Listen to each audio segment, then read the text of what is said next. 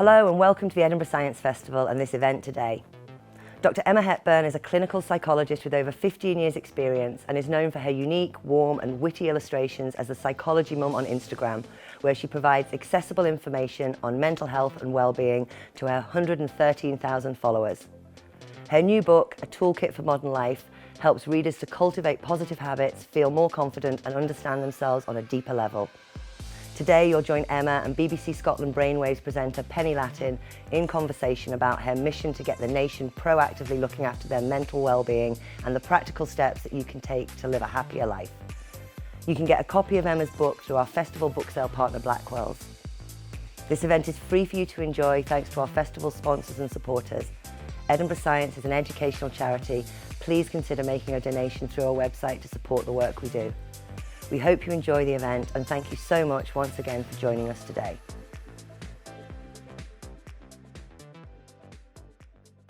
Hello, I'm Pennie Latin and welcome to this conversation with Dr. Emma Hepburn as part of the 2021 Edinburgh International Science Festival.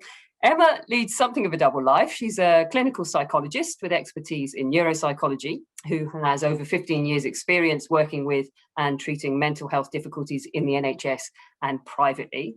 But Emma has really made her name with her passion for taking mental health and psychology out of the clinic and very directly into our lives through social media, perhaps most notably with her posts and illustrations as @the Psychology Mum on Instagram, where she now has, as of this afternoon, because I checked, in excess of 113,000 followers. No doubt by the time you watch this, it will be way more than that. Emma's most recent book, A Toolkit for Modern Life, here's my copy, covered in Post-its, which is what I do to all my books. It does just what it says on the tin. It's a practical, down-to-earth, massively accessible toolkit, which uses Emma's witty and thought-provoking illustrations to help us visualize and wrestle some of our day-to-day struggles into feeling more manageable. Emma, great to meet you and have a chance to talk to you about the book. Lovely to see you like this. Thank you for the introduction. I have to say, on reading the book, my immediate feeling was it felt like it hands me back control in a time when control has been outside of us, but not really in our lives so much. So it was a really welcome kind of thing to hold and almost keep me afloat. It has been an extraordinary year, unprecedented.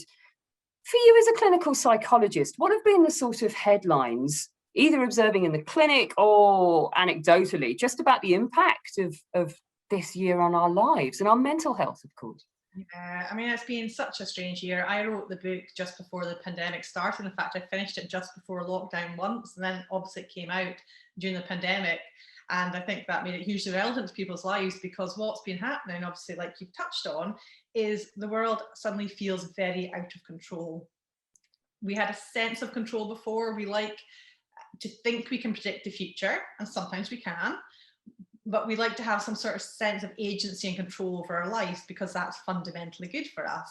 And our brain works to predict the future, to guess what's going to happen, to make decisions based on kind of what it thinks will happen, to give us that sense of agency. But suddenly the pandemic threw into stark reality that actually we have very little control over our lives and we can't predict it. And that in itself creates stress. But also it obviously created a huge sense of threat because there was a real threat there. There was a risk. Leaving your house even became a risk. Sometimes even being in your house or in your workplace or doing the things that you normally enjoy doing, going to a restaurant, became a risk. So we were in that high threat, vigilant mode so much more. And then coupled with that, it took away our coping strategies. How do we cope? We go to a restaurant, we have a glass of wine with a friend, we have a chat, we have a coffee, we go for a nice, walks, we have been able to go for walks, but we go for a walk maybe somewhere different, we get out, we get to different scenery, we go and play sport, all these things, and suddenly those coping strategies are swiped from us. So there's no doubt it's had an impact on many people's mental health and well-being, and certainly we're seen that in the official or in the national statistics that there are increased difficulties and just people's well-being has been impacted on by what's happening, which is no surprise given the situation. Amazing timing for you to have written this book just when we need it. So well done for that. I'll give you a laugh, because when I was writing it, it was obviously in the very early stages of the pandemic. We didn't really know what was coming. And I put a line in it saying, for example, in the recent pandemic, when our sense of control was taken away. And I agreed with this comment from the editor, but it's like, I think we need to take that out because it might not be relevant when the book comes out. And I thought, no, she's right. She's absolutely right. But of course, it couldn't be more relevant. I noticed that there weren't references to the pandemic in the book, which is why I thought, oh, I wonder if it was done beforehand. One thing that strikes me about what's happened this past year is that there seems to be a shift to realizing that we need to be thinking about mental well-being on a more day-to-day basis. It's not just the preserve of when we're at the extremes and maybe visiting you in the clinic. It seems to be a more general thing about our health and our wellness. Have you noticed a shift? Yes, and I think that was the whole premise of the book, obviously pre-pandemic, is I think we needed to have that shift to think about it on a daily basis, like we do with our physical health. And that's how we look after our mental health in the same way with small daily actions. But like you say, I think the pandemic, if anything positive has come out of it, and obviously it's been a desperately difficult time for most people, but if anything positive does come out of it, I think it's this increased focus on mental health and how we need to look after it, and how we all experience it, because that's something I think in my career I've seen a shift, and I think particularly the last year, in that from some people have mental health to we all have mental health. And I think the pandemic has brought that into stark reality more than ever before. And in an NHS perspective, all of a sudden, because I've been working in staff wellbeing since just before the first wave, and suddenly the wellbeing in workplaces, I think, is also being thought about a lot more. Not just NHS, where it is, because obviously we've had a lot of people go through very difficult times, but in workplaces generally, we're starting to think about how we can help people's mental wellbeing and mental health in those places too. So absolutely, yes. Do you think then, I want to come on and talk about the book, but I'm itching with one more question. Do you think then that because we're talking much more widely about mental health across the board, that finally that sense of stigma is starting to be uncoupled from mental health? Or is it? Yes and no. I have seen a huge shift in how people perceive mental health, and I think particularly young people in the last, I qualified in 2006, and since that time I've seen a big difference in how people are willing to speak about their mental health and well-being, and that is shifting, and I think the pandemic is helping that shift. But I think to think we can change beliefs that are long-standing, historical, over many years, hundreds of years, in 1 year is just unrealistic. We can't undo that kind of societal beliefs in that short period of time. It's a gradual shift, but perhaps it has been slightly quicker because of what's happened. So let's come on to look at the book. Give us an overview of how you see the book, what your intention was with it. Yeah, so I guess my intention was to look at what the evidence-based tools are for mental health, and thinking these are something we shouldn't just use when it goes wrong, but we need to use regularly, proactively, and putting them in simple, easy to read, accessible messages with visuals, which help people remember them, also make them more engaging. And I think making it slightly fun helps people remember and helps people think, oh, yes, so I'm experiencing this. Oh, that's a capacity cup, for example, so they can then use them in their daily lives, because that's the whole point, is taking the theory and applying it in our everyday lives, because if we don't apply it, it makes no difference. I was interested, the book has the subheading, 53 Ways to Look After Your Mind, which immediately raised the question of, where is the mind? You know, if I'm looking after my heart, I know roughly what area I'm going for, or the lungs or the stomach. The mind, we tend to think of it as being up here somewhere, but is it? How do you? Yeah. You're obviously a very visual person. How do you visualize it? Yeah. So again, I tried to explain the mind in the book, and what I had to say is this is how I understand the mind. It's such a philosophically debated question, and how I see the mind is obviously it's constructed by the brain. It's not just the brain, because it's about how our brain interacts with our body. So it's our body as well. And it's also the context.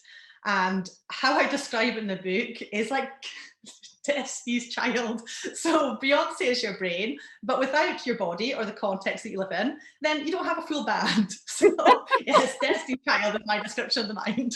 Very technical and scientific.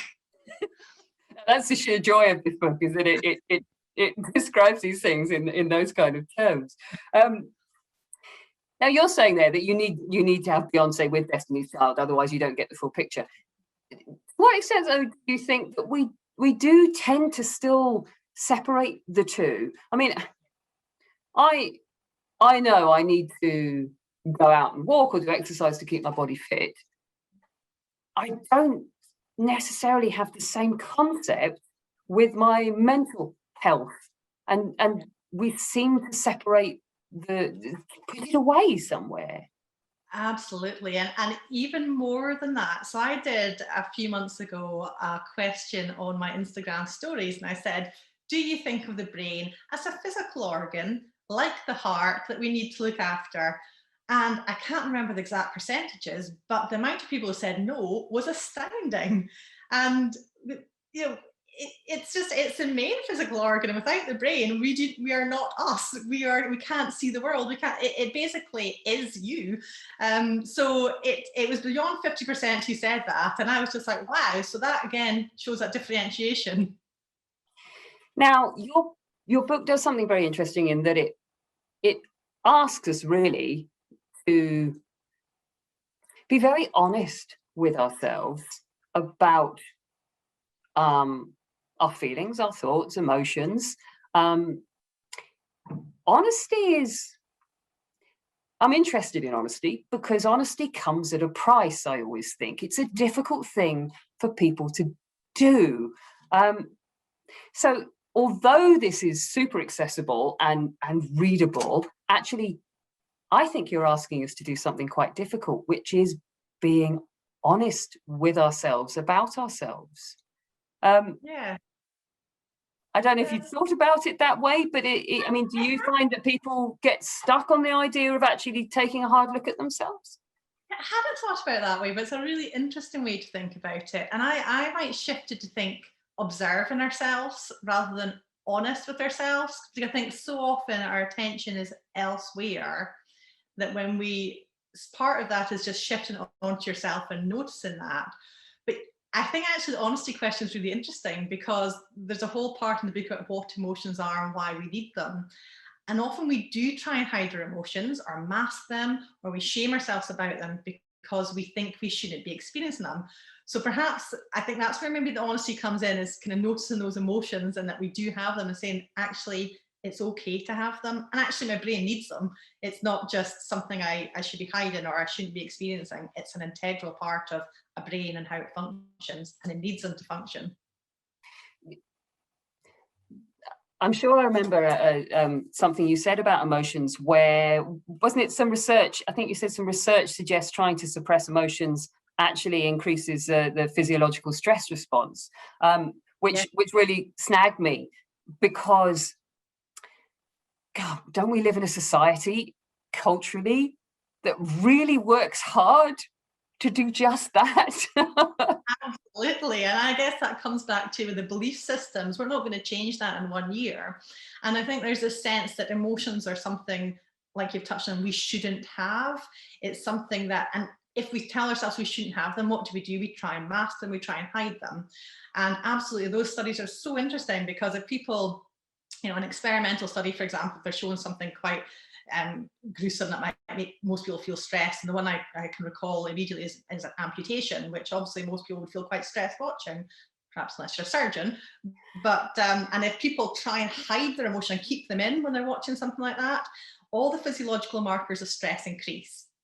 There's also other really interesting studies which show that expressing your emotions, so the alternative, and that can be, it doesn't need to be speaking to everybody about it. I mean, geez, that's not helpful, is it, to tell everybody anything about your emotions either? But expressing it even to yourself and maybe writing about it. Obviously, some people find journaling helpful, but even just thinking about it and saying it's okay to have this actually reduces physiological markers of stress.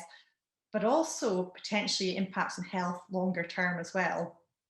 So that's a really interesting point, is it's not just in the immediate here and now, but expressing emotions and thinking that you're allowed to express them, it's okay to have them, has an impact on health potentially longer term.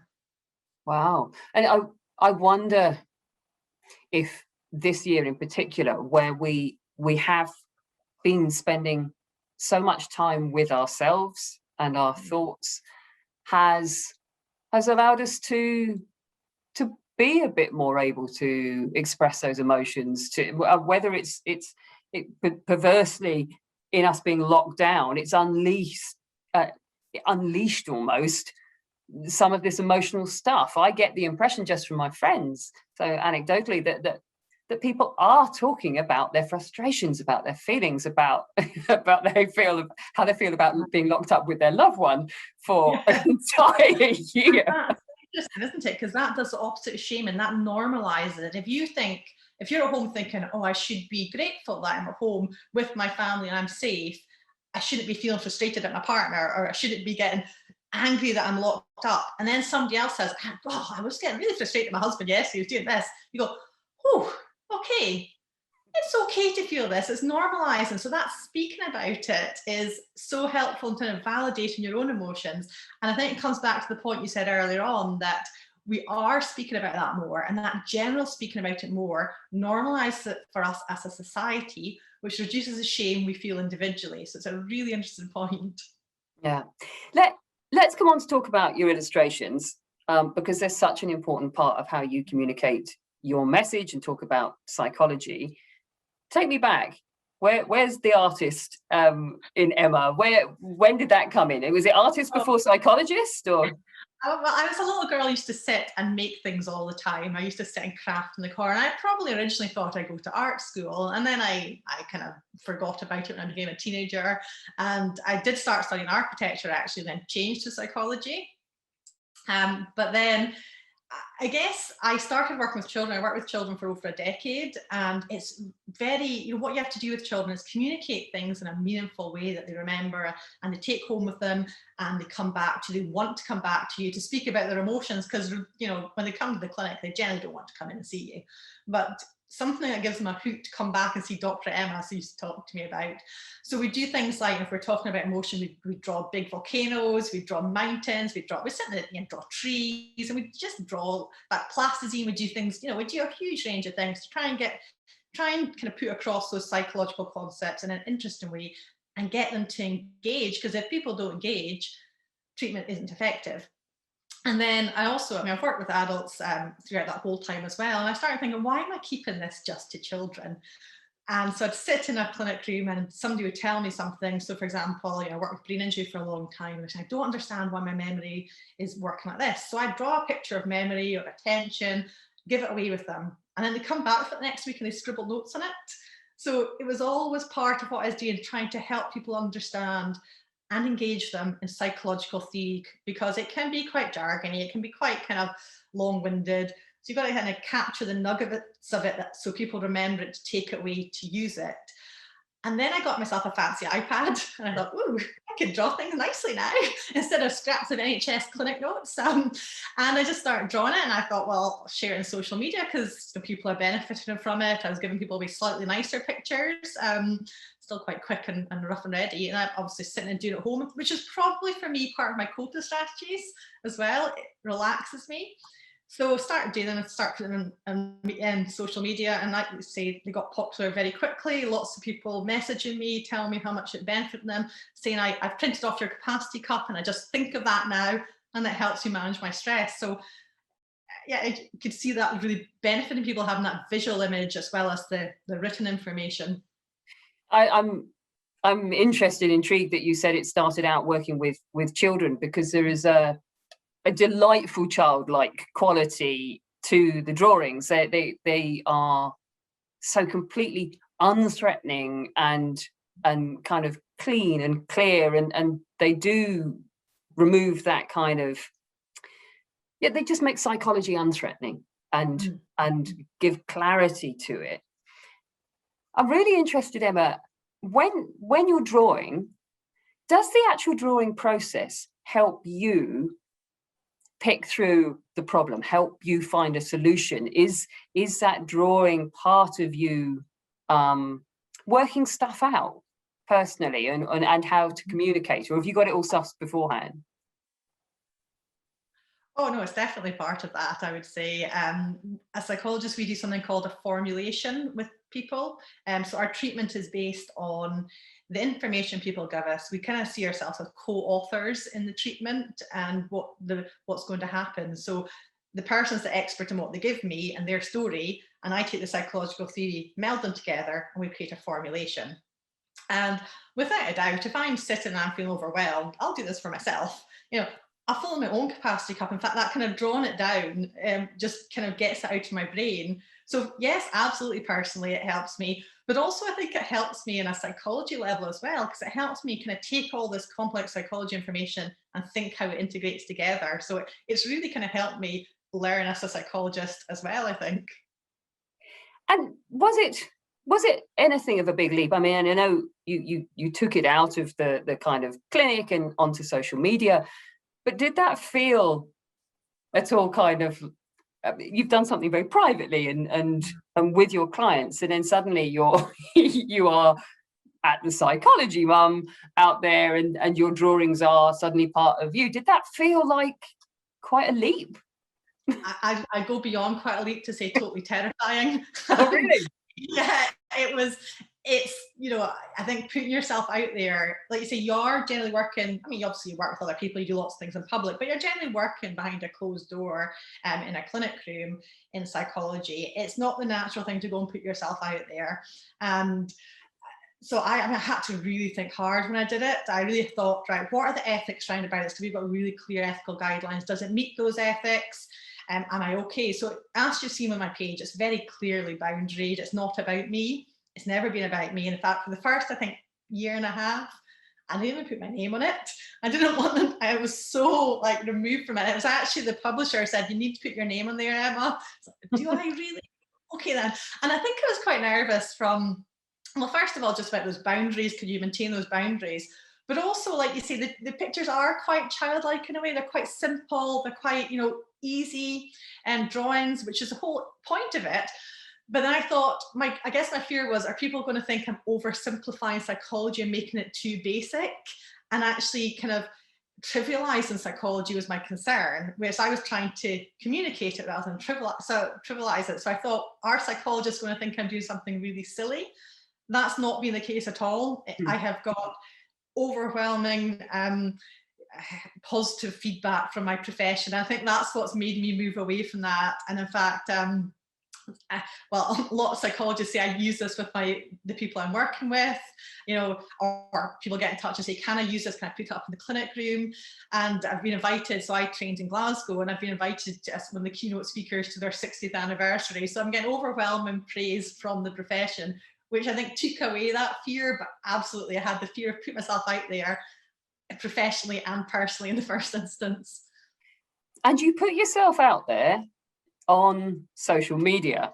Now, I swither a lot about social media. I can't decide whether I love it or absolutely loathe it. Yeah, I duck and dive between the two. What made you decide to put it out there on, I mean, Instagram specifically, but other digital tools as well? But that in itself, to me, seems like quite a big leap when it's this sort of welcome and unwelcome part of our lives. I know there's some irony, isn't it? I'm talking about psychology and mental health and social media. So why did I decide to do it on social media? I'd like to say there was some really thoughtful process in it, but probably one of the main reasons is that's what I knew how to use. I didn't know how to set up a website. I didn't want to set up a blog, or didn't know how to, but I knew how to use Instagram. I had a personal account, which still has about 7 people following me on it, my immediate family, thank you family. But I knew how to use it. It was also really visual, and I wanted it to be really visual.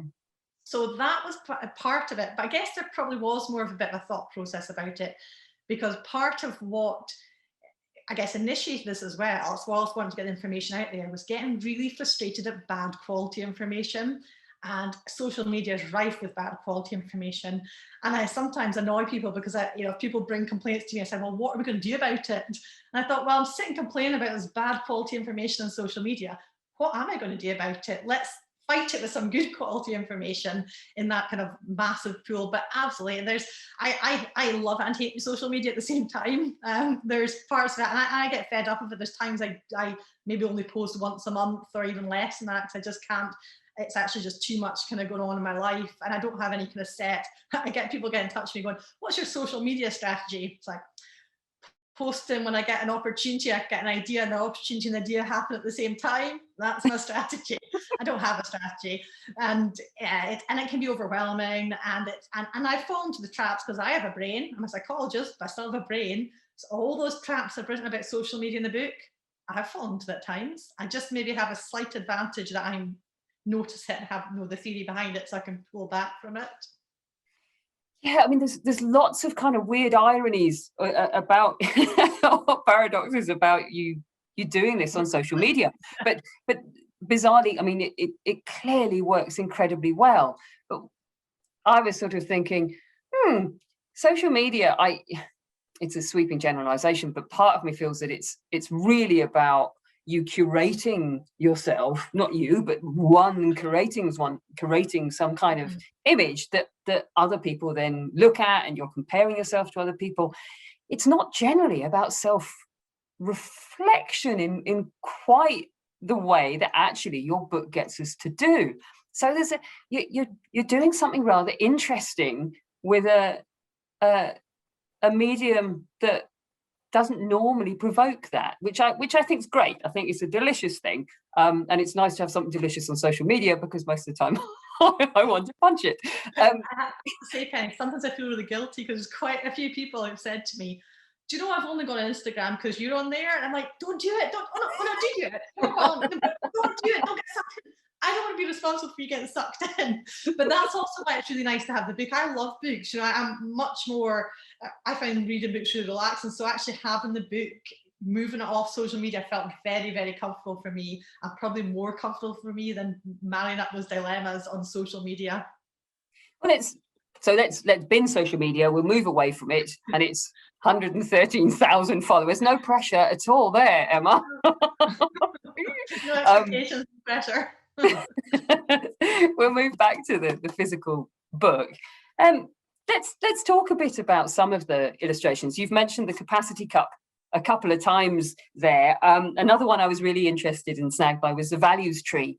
I thought, that's different. That's a different way of thinking about the world. Explain the values tree for us, because that one really hooked me.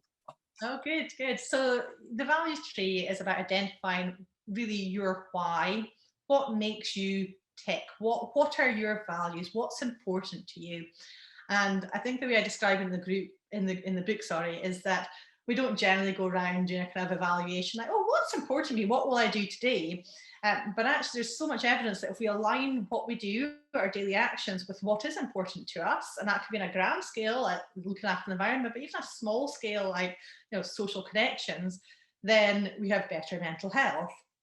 And there's also lots of evidence that if we align ourselves or bring people around about us who have similar values, then that's really good for us as well. So the values tree, it sounds so simple, like what are your values? Now I do this a lot in clinical practice. It's actually really quite hard thinking like, I like this, I like that, I like that. So what is the overarching value? So the values tree was kind of the idea that here's some potential overarching values that look at what you like and how, it's got apples in it with the values in it. So what might they cluster around? I guess like the apples are clustering. Oh, there we go. Like the apples are clustering the tree. Where do your values cluster? And that's just kind of giving people a visual to kind of think about it. And for me, it just felt like framing life in a different way and an appealing way that I hadn't thought of before. And as soon as I started thinking about it that way, it was, oh yeah, and it just had me looking at the world differently. So I just enjoyed it as a concept very much. The capacity cup, you've mentioned that a couple of times, and that feels like a kind of a really sort of important one in the book, and one that or I keep coming back to. So explain the capacity cup. I'll hold it up with all my... I love the notes. So brilliant. I love a book like that. I love a book written in it as well. So yeah, the capacity cup really is about kind of identifying how much capacity you have left. So we all have limited emotional capacity, and I would say brain space in that as well, because as our capacity rises, we become more stressed, we have less brain space, we think less clearly, we become overwhelmed. So we quite often only start thinking about capacity or stress when it hits us really badly. Like, oh, what's going on here? Oh, I'm really stressed. And the idea is, rather than thinking about when it gets to that point, you start to notice it when the warning signs come up. So when your cup starts to get full, you've got too much on, what are your warning signs that you're about to tip over the edge? And the classic warning sign, of course, is you react and have a huge emotional reaction to a tiny thing. And I've actually got another drawing that's not in the book, which is a little tiny thing, a cute little tiny thing. When it's half full, it just fills up a little bit more. When it's totally full, it tips you over the edge. So you have bigger emotional reactions, you become more overwhelmed, you're just probably more emotional generally. I don't mean that in a negative way, but those emotions come out bigger. And it's obviously aligned with stress, and stress is one of the biggest factors impacting our mental health. So it's about managing that stress, but having a visual to think about how you manage it. And that's something, the capacity cup, I'd probably come back to, because it's probably the one drawing that people go, yes, wow. And I actually developed in a brain injury group that I developed in Scotland. So put together this 12-week brain injury group, and I was trying to think of a fun way to describe stress. And we were talking about attention in terms of capacity, and I'm like, that makes sense for emotions and stress as well. So describe this. And I knew it was a hit, because everybody kept coming back and going, Emma, my capacity cup was getting full this week, but however, I noticed and I did something about it. So it was just, obviously, even that was quite a visual, even just the description was grabbing people. So then, of course, we made a poster, we made the visual, and then it entered the book as well. And I think it's also something to do with using such an everyday object. You do use everyday objects, things that we come across every day. And I wondered whether, again, that was a bit of canny psychology on your part, that from having read The Capacity Cup in your book, I pick up a cup, I don't know how many times a day to drink coffee, tea, or whatever else. And there's that little visual trigger. Now, I don't know if you'd intended that, but it's a really clever way of rooting these ideas, psychology, in our everyday lives.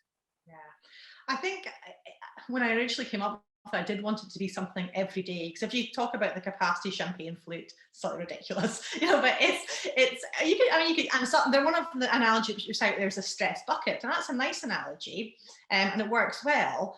But like you say, that everyday trigger, thinking about your cup, thinking about a cup of tea, it does bring it into kind of everyday life, and it makes you think about it more regularly. So there was some idea behind when I first came up with it, because I was doing brain injury, about doing something that made you remember it immediately, and that you could be triggered to remember it. So absolutely, there was some thought process around that, making it meaningful and an everyday action as part of your life. The last thing I wanted to come on to before we wrap things up is sort of something else that comes up in the book quite a lot, and it's something I've heard a lot about this past year, which is self-care, being a bit nicer to ourselves, being a bit easier on ourselves, and this is something also that you bring up in the book. I get the feeling that this is something that we're talking about more and more aware of. Is that what you found as well as a society? Are we moving towards this idea of being a bit more compassionate about where we're at? Yeah, I hope so. I think it's a very natural tendency to be critical to ourselves. And in fact, the way the brain's designed is to spot the threat and spot the negative. So it's probably also maybe not just a societal tendency, but also a brain tendency to do that. So I think there's certainly, the wellness industry is massive at the moment. So I'm not selling people wellness, which I don't think we really need to do a huge amount. Wellness is about how we respond to what's happening in our lives. But I think it's such a big movement at the moment that obviously that people are buying into as well. But we're buying into it because it's been recognised as something really important. And it is so important, because if we are compassionate, if we are able to look after those basics, and I don't know how many times I've gone out of the hospital and not drank water and not thought about it for years. And sometimes like, why am I not hydrating myself? And I'm working with people emotionally. It's so basic that we always overlook it. So compassion in terms of how we think, but also compassion in how we treat ourselves. I think we are becoming more aware of it and how important it is, and seeing it as something that's not just a kind of nice little luxury. I mean, obviously you can think of self-care as having a pamper day, but actually to me it's just basics. It's the basics of hydrating yourself. For me, as I'm walking out of the hospital in a really dehydrated environment, making sure I actually have a blooming lunch break, which people in the NHS are terrible for. It's noticing when I am starting to say, oh, I should have done this, I should have done that, and saying, actually, you did lots today, you just didn't get onto that. It's those basic things which I think are the importance of self-care and compassion. Not the spa days, great if you enjoy them, not the luxury items, great if you enjoy them, but it's the basics. That's what self-care to me means. Yeah. It has been an extraordinary period of history. I guess only time will really tell us what we take away from the pandemic in terms of psychological battles and what lingers.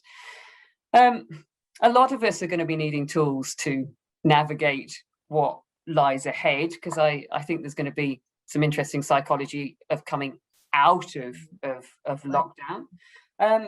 There's a ton of advice in your book, but if you were going to give us one or two things to take away from this conversation we've had today, what would be the tools you'd like to give us for the next stage of whatever might be?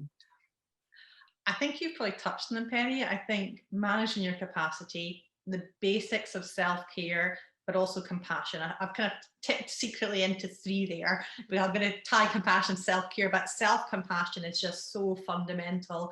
Being compassionate to yourself, because we can create stress in ourselves, and additive stress, by being critical, and it's such a natural way to be. So I'd say managing your capacity, self-compassion, and those basics of self-care in there as well. Emma, good luck with the book. I've thoroughly enjoyed it, and it's been an absolute pleasure talking to you today for the Edinburgh International Science Festival. Don't forget, you can follow Emma at The Psychology Mum on Instagram, even though she doesn't want more people going to Instagram, apparently. Keep in the book. And a reminder that Emma's book is called A Toolkit for Modern Life, and it's out now, published by Quercus. Emma, thank you very much. Thank you very much for interviewing me.